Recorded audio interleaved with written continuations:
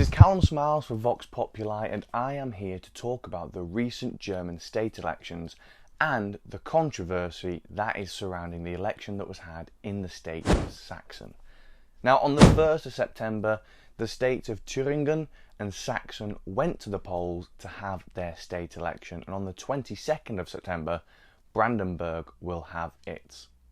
For those who are unaware about the complicated German political model, for those in the UK, the state elections are similar to the likes of Wales, Scotland and Northern Ireland all having their elections for their devolved governments. So what exactly happened with the two state elections on September the 1st? If you just read what the mainstream media are saying, you'd possibly think the Germans had reincarnated and re-elected Hitler due to the gains made by AfD.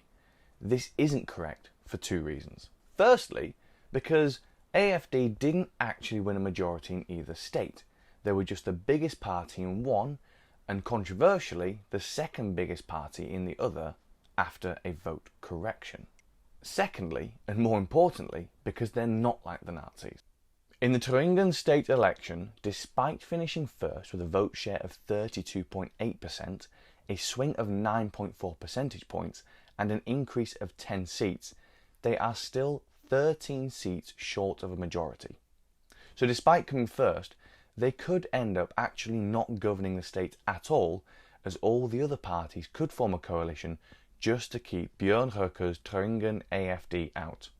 In the Saxon state election, George Urban's AfD came second with 30.6% of the vote share and 40 seats, one seat behind the Christian Democratic Union Party, despite the CDU losing 4 seats and AfD gaining 2 with an increase of 3.1 percentage points. So what was controversial about the vote count in the state of Saxon?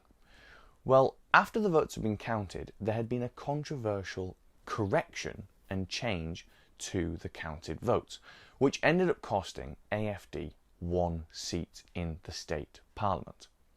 Now, this may not sound significant. However, due to their electoral laws, when all the parties are a minority and they can form a coalition, if there is a party that has more than 1/3 of these seats, they can veto any legislative changes in that state.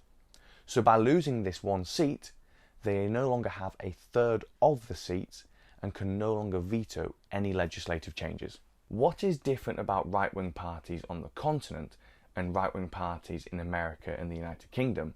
Well, on the continent, it appears to be that right-wing parties do better amongst younger voters, with 36% of the under 30s voting for AfD, whereas in the US and the UK, right-wing parties tend to attract older voters. Formed in 2013, primarily as a splinter group from the Christian Democratic Union Party, they have grown in popularity in Germany, particularly in the East, as the anti-immigration, anti-Islam, anti-Euro, and as the leading European Union skeptic party. According to the mainstream media, they are far-right extremists, but this is often said with little substance to back it up. Judging by their own words at the start of their manifesto, they say, "We are liberals and conservatives. We are free citizens of our country. We are convinced Democrats."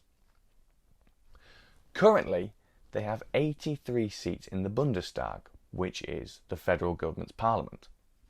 11 less than they had in 2017, however, their European Union parliamentary results, with a 4% increase, and their 2024 state election results suggest they will do a lot better in next year's federal election. So thank you for watching, and I hope you found this informative.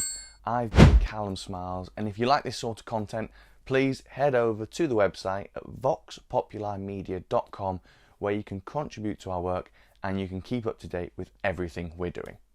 Thank you.